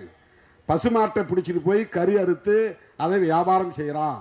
எங்கள் தெய்வத்தையே இவன் கரியாக அறுத்து கடையில், கசாப்பு கடையில் அறுத்து கூறு போடுகிறானே என்று சொல்லுகிற போது அந்த பசு மீது பற்று கொண்ட இந்துக்களுக்கு முஸ்லிம் மீது வெறுப்பு வருகிறது.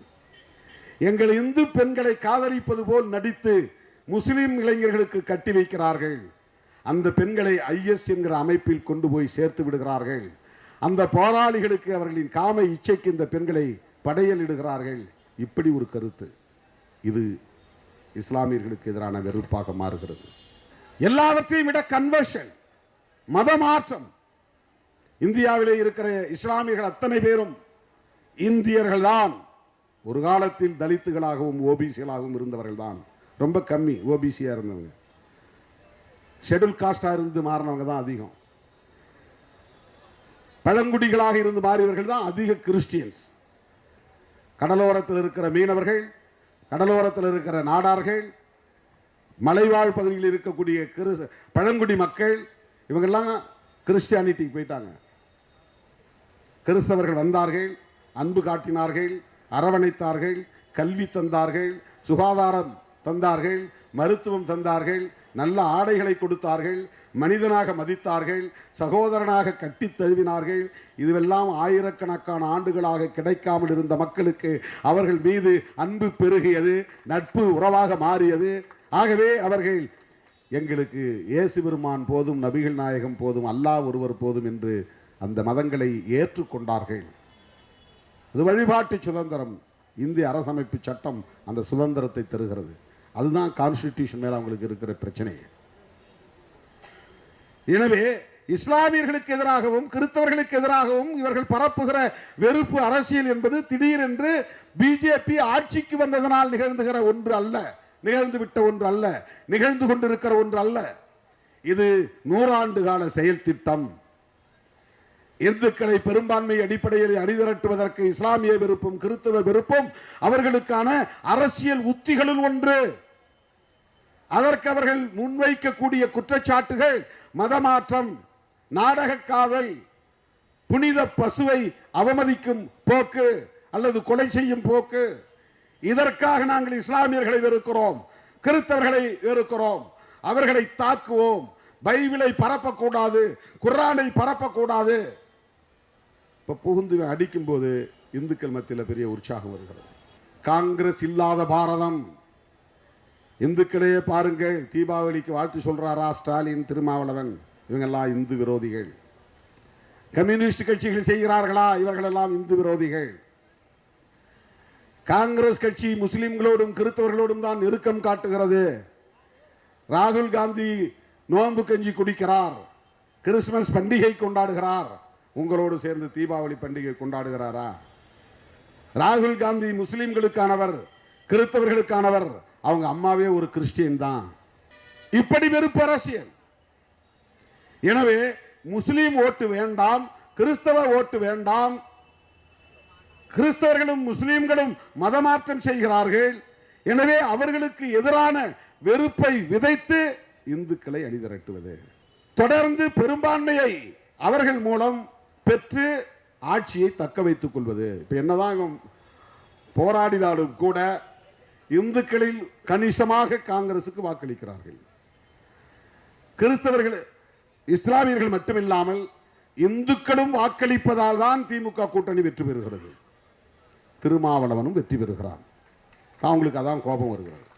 இவன் திருப்பரங்குன்றத்தில் நமக்கு எதிராக பேசுறான், நீ ஏன் அவனுக்கு ஓட்டு போறீங்கன்ற. நாம சாதாரண சாமி கும்புற இந்து மக்களை எதிராக பார்க்கவில்லை. இந்த மதவெறி அரசியலை, வெறுப்பு அரசியலை பேசுகிற RSS-ஐ கண்டிக்கிறோம், பிஜேபியை கண்டிக்கிறோம். என்னுடைய தாய்க்கு இந்து மதத்தின் மீது நம்பிக்கை இருக்கிறது, கடவுளின் மீது நம்பிக்கை இருக்கிறது. என்னுடைய தாய் என்னை வரவேற்று திருநீர் பூசுகிறார், நான் மகிழ்வோடு ஏற்றுக்கொள்கிறேன். இப்போ கூட சூனாம்பேட்டில் கோயில் கட்டியிருக்கிறோம், நீங்கள் தான் வந்து கும்பாபிஷேகம் நடத்தணுன்றாங்க. ஏன்பா எனக்கு கடவுள் நம்பிக்கை இல்லை அப்படின்னு நான் சொல்லி அதை மறுதளிக்க முடியாது. சொல்லணும்னா சொல்லலாம், ஆனால் நான் அப்படி சொல்கிறதில்லை. அழைப்பவர்கள் என் தம்பிகள், என் பிள்ளைகள், என் சகோதரிகள், என்னுடைய தாய்மார்கள், அவங்க எல்லாமே இந்துக்கள் தான். அவங்க அழைப்பை எப்படி நாம் புறக்கணிக்க முடியும், மறுதளிக்க முடியும்? இவர் கடவுள் நம்பிக்கை இல்லைங்கிறாரு, பெரியாரை பேசுகிறாரு, அப்புறம் போய் சூனாம்பேட்டில் கும்பாபிஷேகத்தில் கலந்துக்கிறாரு. இது ரெட்ட வேடமா இல்லையான்னு நினைப்பாங்க. கிடையாது. என் நம்பிக்கை வேறு, அவர்கள் நம்பிக்கை வேறு. நாங்கள் ஒரு நோக்கத்திற்காக ஒரு களத்தில் நிற்கிறோம். புரட்சியாளர் அம்பேத்கரின் பிள்ளைகளாக இந்த மண்ணை மதசார்பற்ற மண்ணாக பாதுகாக்க வேண்டும் என்கிற நோக்கில் களமாடி கொண்டிருக்கிறோம். என்னுடைய புரிதலில் இருந்து நான் ஏற்றுக்கொண்ட அரசியல், நான் ஏற்றுக்கொண்ட கொள்கை என்கிற அடிப்படையில் நான் இயங்குகிறேன், அவ்வளவுதான்.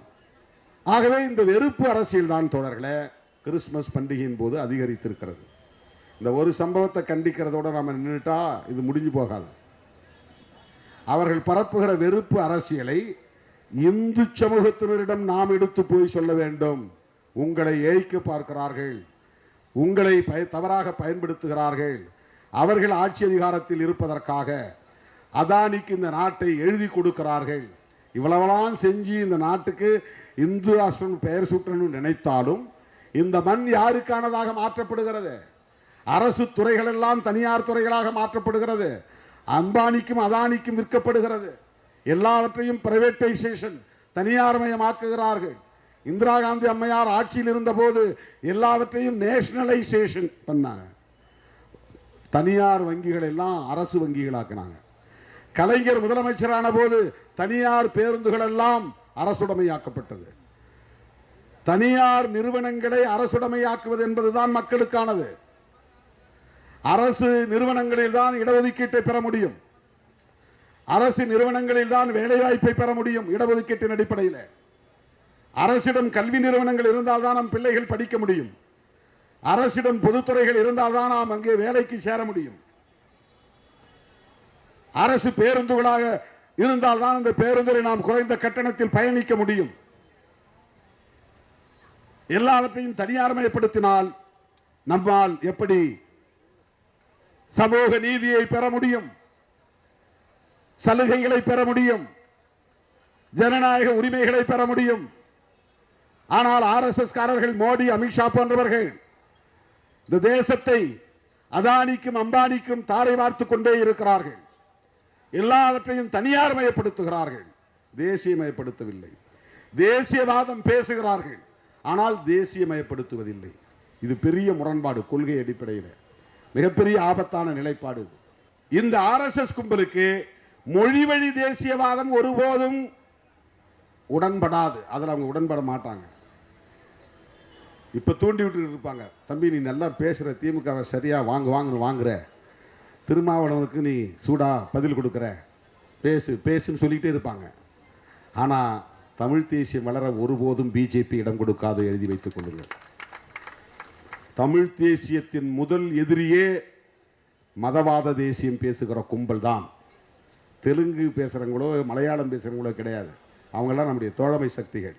அந்த தெலுங்கு பேசுகிற மக்களிடத்திலும் மலையாளம் பேசுகிற மக்களிடத்தில் நாம் என்ன சொல்லணும்னா, நீ மலையாள தேசியம் பேசு, நீ கன்னடம் தேசியம் பேசு, நீ தெலுங்கு தேசியம் பேசு, நாம் எல்லோரும் ஒன்றாக சேர்ந்து ஒரு தேசிய இன ஐக்கியத்தை கட்டி எழுப்புவோம். சமஸ்கிருதமயமாக்குதலையும் இந்திமயமாக்குதலையும் அவர்களின் ஆதிக்கத்தையும் வடவர் ஆதிக்கத்தையும் நாம் எதிர்த்து நிற்போம் அப்படின்னு சொல்லணும். அவன் தான் உண்மையான தமிழ் தேசிய உணர்வாளனாக இருக்க முடியும். வெறும் தேர்தல் காரணங்களுக்காக, வாக்கு வங்கி காரணங்களுக்காக திமுகவை எதிர்க்கிறோம் என்கிற பெயரில் பெரியார் அரசியலுக்கே ஆப்பு வைக்கிற வேலையை செய்கிறார்கள். அது திமுகவுக்கும் திகாவுக்கும் மட்டும் பாதிப்பை தராது, விடுதலை சிறுத்தைகள் போன்ற விளிம்பு நிலை மக்கள் இயக்கங்களுக்கும் பெரும் பாதிப்பை ஏற்படுத்தும். சில பேர் கேட்குறான், நான் திமுகவை தானே அந்த ஆள் திட்டுறாரு, இவர் ஏன் திருமாவளம் போய் மூக்க உழைக்கிறாரு அப்படின்னு நினைக்கிறான். நாம் பேசுகிற அரசியலுக்கு வேட்டு வைக்கிற போது நான் எப்படி வேடிக்கை பார்க்க முடியும்? பெரியார் அரசியல் என்பது சிறுத்தைகளின் அரசியல். இப்போ அண்ணன் திருமாவளவன் தான் பெரியார்ன்றார்.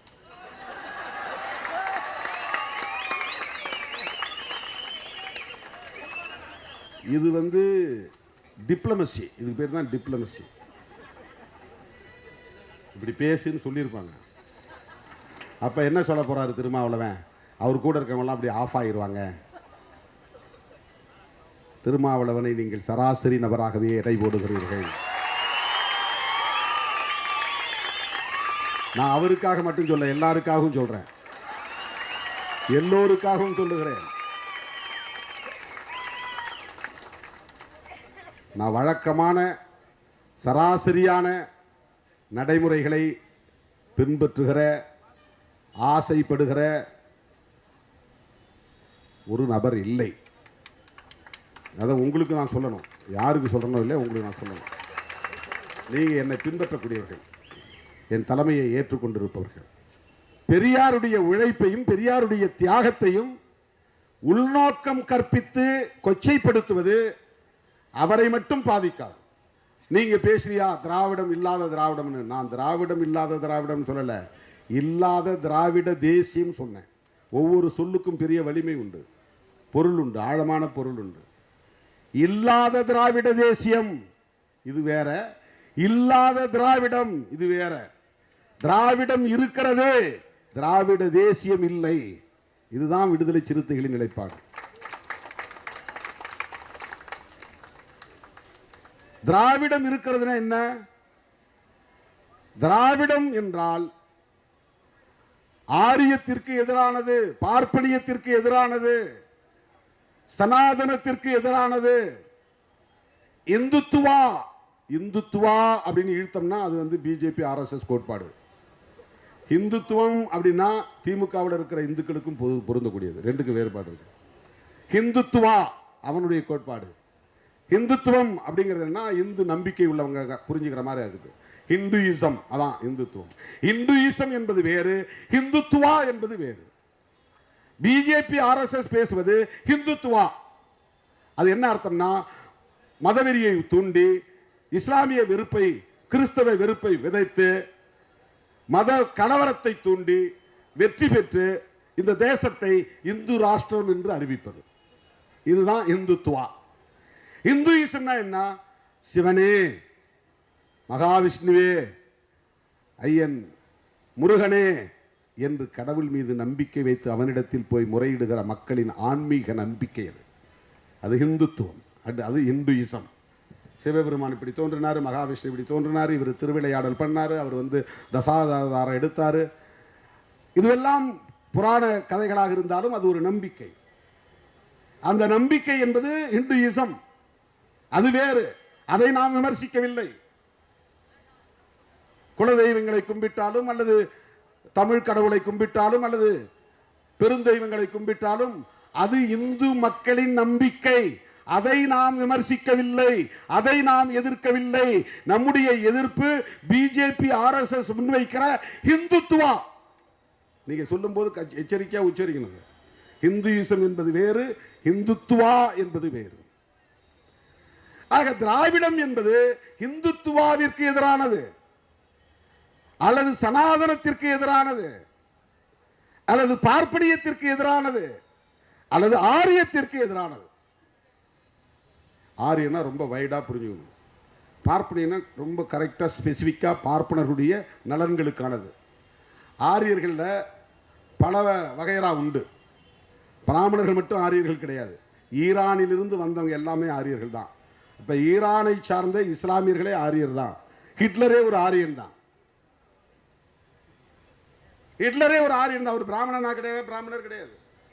பிராமணர் வேற, இந்தியாவில் இருக்கிறவங்க அவங்கள நாம பார்ப்பனர்கள் தமிழில் சொல்றோம். அவர்களும் ஆரியர்கள் தான்.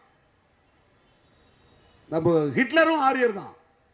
அதனாலதான் இங்க இருக்கிற ஆர்எஸ்எஸ் காரர்கள் ஜெர்மனிக்கு போய், ஐயா நீ நானும் ஒரே ரேஸ் தான், நானும் ஆரியன் ரேஸ், நீ ஆரியன் ரேஸ். ரேஸ்ங்கிறது வேற, எத்னிக்ங்கிறது வேற.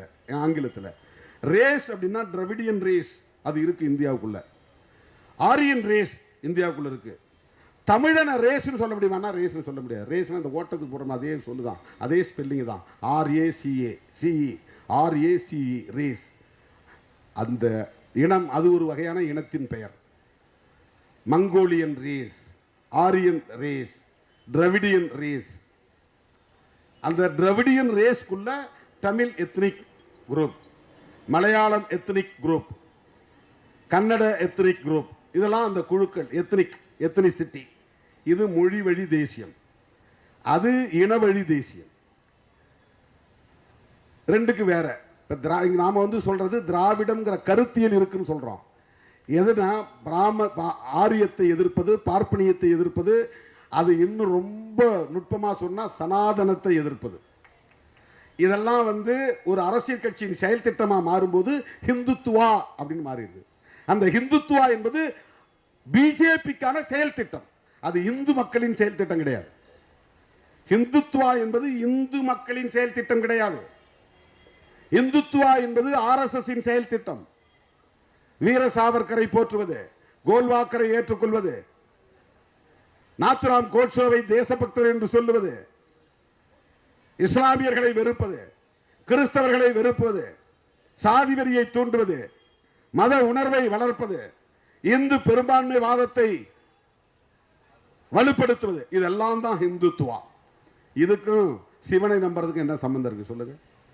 சிவன், மகா சிவன் அல்லது மகாவிஷ்ணு, இந்த கதையாடல்கள்லாம் தனி. இது இந்துயிசம். பிஜேபி பேசுவது இந்துயிசம் இல்லை. உங்க இந்துயிச உணர்வை அவங்க பொலிட்டிக்கலி எக்ஸ்பிளாய்டிங், அதை சுரண்டுகிறார்கள். உங்க மத உணர்வையும் சாதி உணர்வையும் கடவுள் நம்பிக்கையும் அவர்களின் அரசியல் ஆதாயத்திற்காக சுரண்டுகிற நடவடிக்கையின் செயல் திட்டம் தான் இந்துத்துவா. பிஜேபியை நாம் எதிர்க்கிறோம் என்பதற்கு காரணம் அவர்கள் இந்துக்கள் என்பதற்காக அல்ல, இந்துத்துவாவை உயர்த்தி பிடிக்கிறவர்கள் என்பதற்காக. RSS எதிர்ப்பதற்கு காரணம் அவர்கள் இந்துக்கள் என்பதற்காக அல்ல, இந்துத்துவா என்கிற செயல் திட்டத்தை உயர்த்தி பிடிப்பதனால் எதிர்க்கிறோம். இந்த வேறுபாட்டை நாம் புரிந்து கொள்ள வேண்டும். எனவே இந்தியாவில் இருக்கிற எல்லா தலித் அமைப்புகளும் தலித் தலைவர்களும் உங்கள் அரசியல் வித்தைகளுக்கு இணங்கி போயிருக்கலாம். நாங்கள் சின்னஞ்சிறு அமைப்பாக தமிழ்நாட்டுக்குள்ளே இருக்கலாம். தாவீது கோலியாத் கதையை போல கோலியாத்தை, மிகப்பெரிய ஜாம்பவானை தாவீது என்கிற சிறுவன் தான் வீழ்த்தினான். அது கிறிஸ்தவம் சொல்லுகிற கதை. பிஜேபி RSS என்கிற கோலியாத்தை VCK என்கிற டேவிட் எதிர்த்து நிற்கிறான்.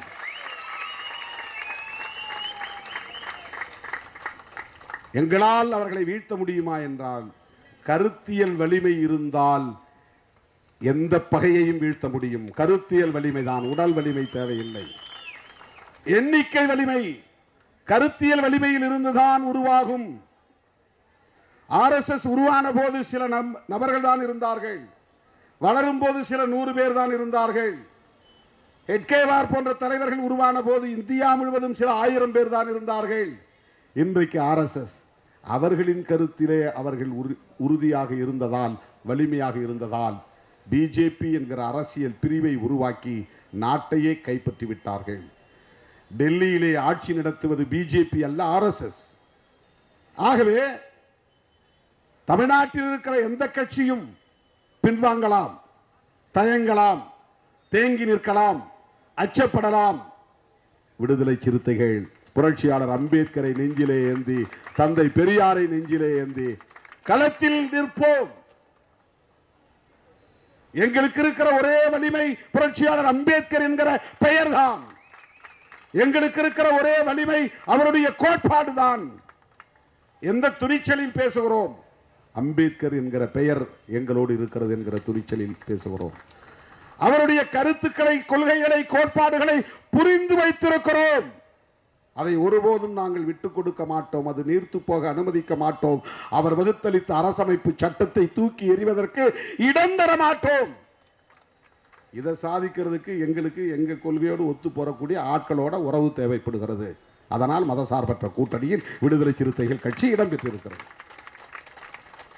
நான் பிஜேபியோட இருந்தா இதெல்லாம் பேச முடியுமா? பிஜேபி கூட்டணியில் போய் இந்த மேடையில் நின்னா மோடியோடு நிற்கிறேன் அப்படிங்கிற மகிழ்ச்சி தான் இருக்கும். நான் ஒரு பிரதமர் பக்கத்தில் நின்னேன், அது கொஞ்ச நாள்.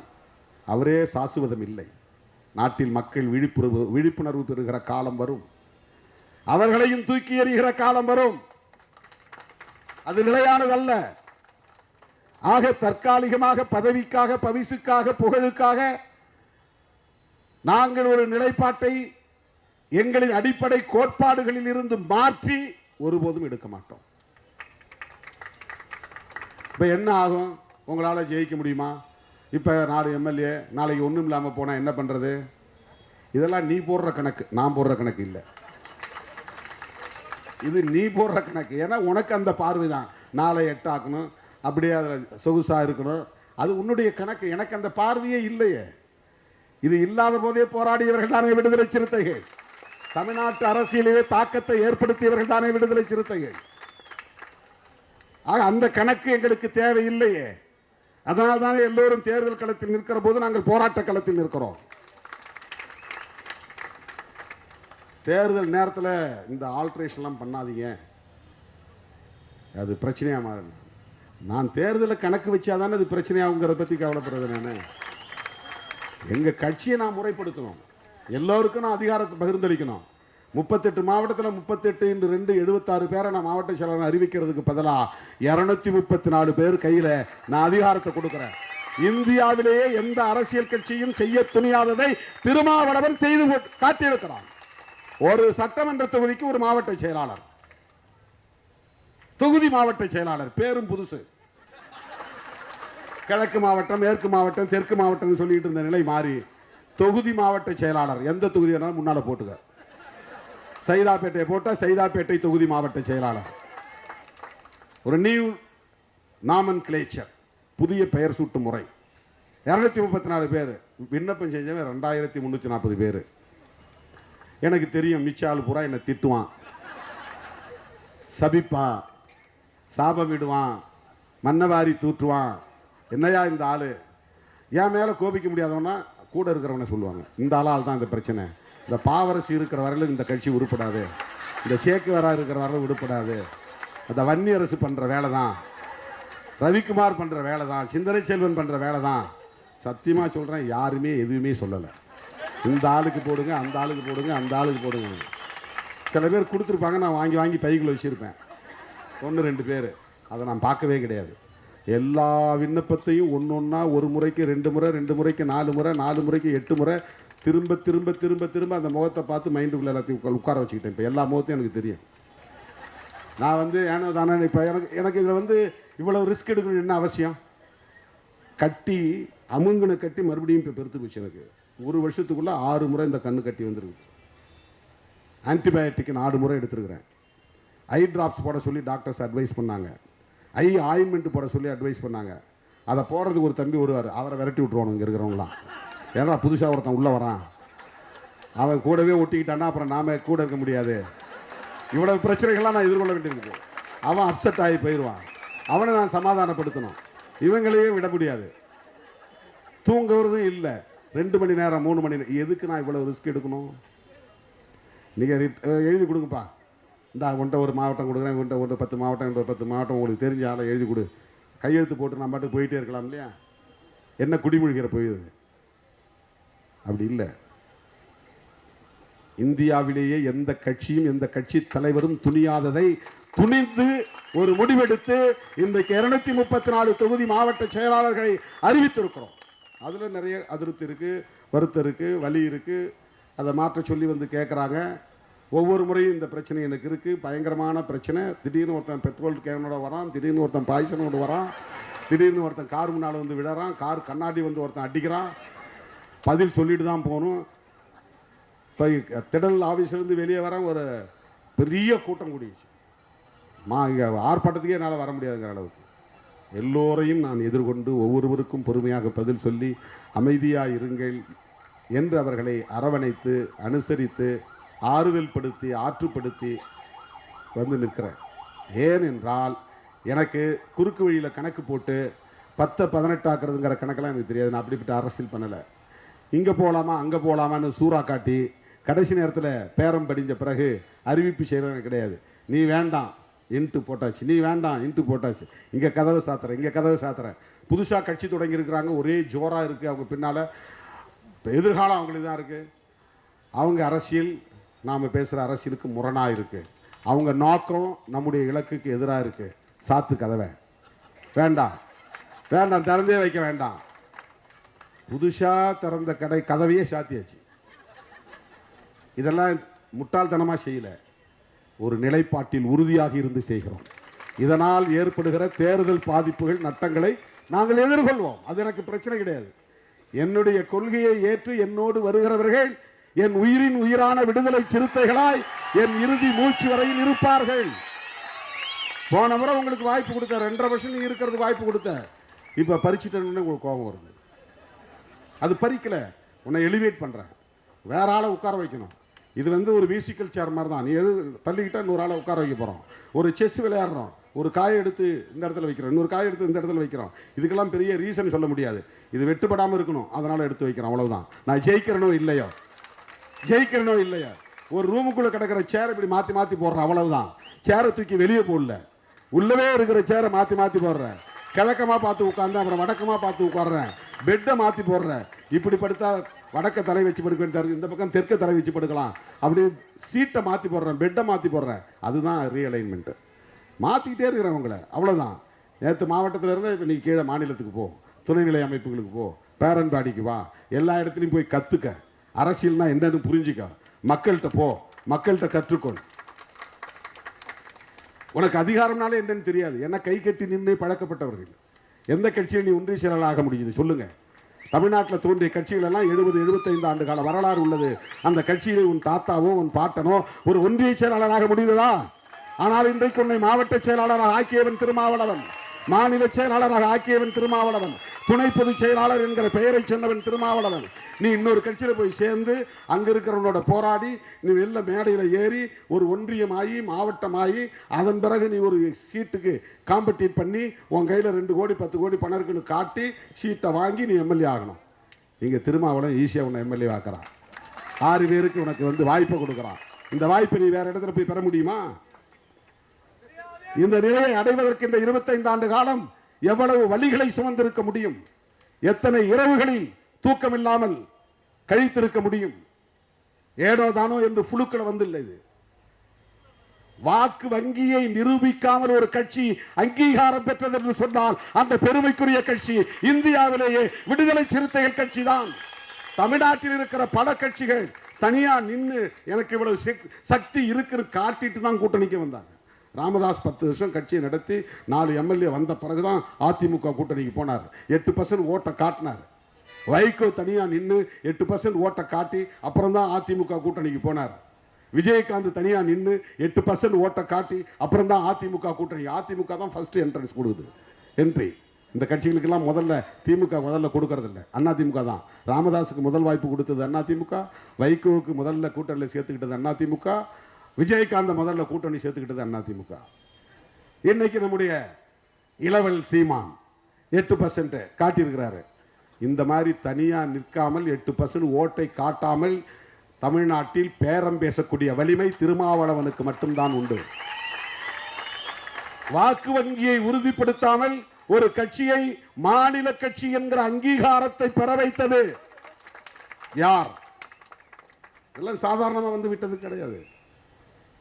ஏதோ புழுக்குள்ள வந்துல்ல, இவரை சேர்த்துக்கிட்டா அம்பேத்கர் படத்தை போட்டுக்கலாம், இந்த மக்கள் ஓட்டை வாங்கிக்கலாம்லாம் கணக்கு போட்டு கொடுக்க மாட்டான் யாரும். அம்பேத்கரை போட்டுக்கிறது வாப்பா என்ன உட்காரு, டீ சாப்பிடு, காஃபி சாப்பிடு, உனக்கு தேர்தல் செலவுக்கு என்ன கொஞ்சம் காசு கொடுங்கிறது தான் கடந்த கால கலாச்சாரம். ஒரே ஒரு சீட்டு கொடுக்குறேன், என் சின்னத்திலே நில்லு, நான் சொல்றபடியே கேளு, நான் சொல்றது மட்டும் பேசு அப்படிங்கிறது தான் கடந்த கால அரசியல் கலாச்சாரம். அதை முதலில் முறியடித்தது விடுதலை சிறுத்தைகள் கட்சி. புதிய வரலாறு படைத்தது விடுதலை சிறுத்தைகள் கட்சி. தோழர்களே, கிறிஸ்தவர்கள் மீதான இந்த வன்முறை வெறியாட்டம் என்பது சயின்டிபிக்கலி டிசைன்ட்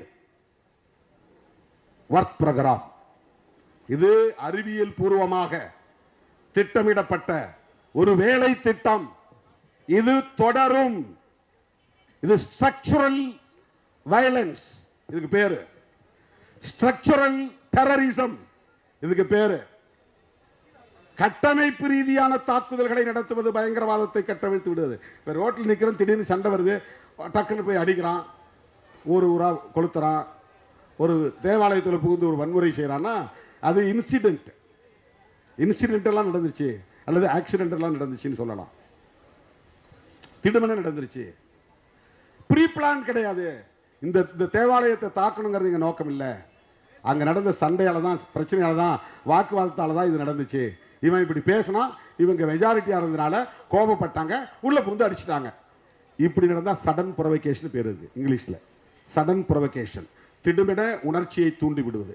அதனால் பெரும்பான்மையாக இருக்கிறவங்க டாமினேட் பண்ணிடுவாங்க, வன்முறை வெடித்திரும், பெரிய சேதம் ஏற்படும்.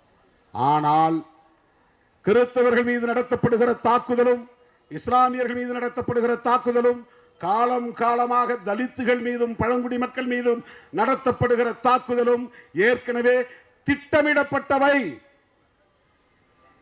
தலித்துகள் பழங்குடி மக்கள் மீது நடத்தப்படுகிற தாக்குதல் வேறு வடிவம் கொண்டது.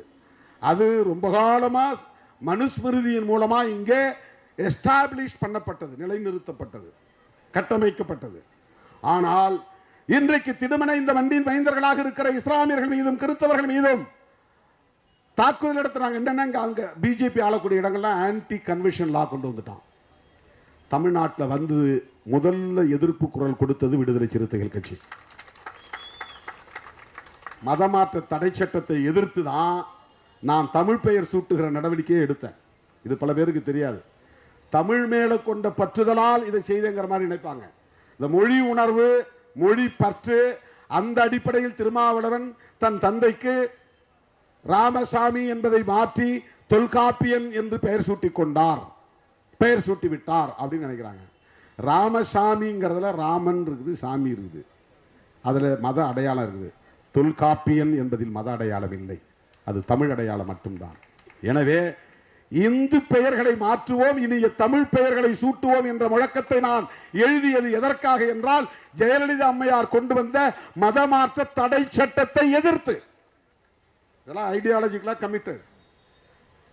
மதமாற்ற தடை சட்டத்தை எதிர்த்த இயக்கம், மூர்க்கமாக எதிர்த்தோம். அன்னைக்கு நாங்கள் சின்ன கட்சியா இருக்கலாம். தேர்தல் நேரத்தில், அந்த நேரத்தில் 10 மணிக்கு கூட்டத்தை முடிக்கணுங்கிற நிலையெல்லாம் வந்துருச்சு. அப்ப நான் வந்து இதெல்லாம் யாருக்கும் வராது, இந்த இந்த இந்த நிலைப்பாட்டெல்லாம் யாராலும் எடுக்க முடியாது. அந்த மாநாட்டுக்கு பெயரே இந்துத்துவ பண்பாட்டு திணிப்பு எதிர்ப்பு மாநாடு. இந்தியாவிலேயே, தமிழ்நாட்டில், அதாவது தமிழ்நாட்டிலேயே அல்லது இந்தியாவிலேயே இப்படி ஒரு மாநாட்டு நடத்துகிற துணிச்சல் விடுதலை சிறுத்தைகளுக்கு மட்டும்தான் உண்டு. ஏன் தெரியுமா? ஆடு கோழி பலியிட தடை சட்டம் கொண்டு வந்தாங்க அந்த அம்மா ஒரே நேரத்தில். மதமாற்ற தடை சட்டம், ஆடு கோழி பலியிட தடை சட்டம். ஆடு கோழியை நீ ஏன் பலியிடக்கூடாதுன்னு சொல்கிற? நான் ஏன் குலதெய்வங்களுக்கு, கருப்புசாமிக்கு, முனியாண்டிக்கு நான் போய் ஆட்டை வெட்டுவேன், பன்றியை வெட்டுவேன், கோழியை வெட்டுவேன், அங்கேயே சமைப்பேன், சொந்த பந்தங்களோடு உட்கார்ந்து நான் சாப்பிடுவேன். இது என்னுடைய நீண்டகால கலாச்சாரம். சில சாமிக்கு நான் சாராயமும் படைப்பேன், அது எங்களுடைய முன்னோர் கலாச்சாரம். செத்து போனவன் என் தாத்தாவாக இருக்கலாம், பாட்டனாக இருக்கலாம், அவன் விரும்பி திங்கிற கறியை நான் படைப்பேன். இது எனக்கான கலாச்சாரம். இதை நீ தடுப்பதன் மூலம் சாதிக்க விரும்புவது என்ன? நீ பெருந்தெய்வ வழிபாட்டை நோக்கி என்ன நகர்த்துற, சிறு தெய்வ வழிபாட்டிலிருந்து என்ன வெளியேற்றுற, குலதெய்வ வழிபாட்டிலிருந்து வெளியேற்றுகிறாய். என்னுடைய நாட்டுப்புற கலாச்சாரத்தை, பாரம்பரிய கலாச்சாரத்தை அழிக்க பார்க்கிறாய் என்று அன்றைக்கு அந்த அரசுக்கு எதிராக ஆடு கோழி பலியிட தடை சட்டத்தை எதிர்த்து தான் இந்துத்துவ பண்பாட்டு திணிப்பு எதிர்ப்பு மாநாட்டை நடத்தணும்.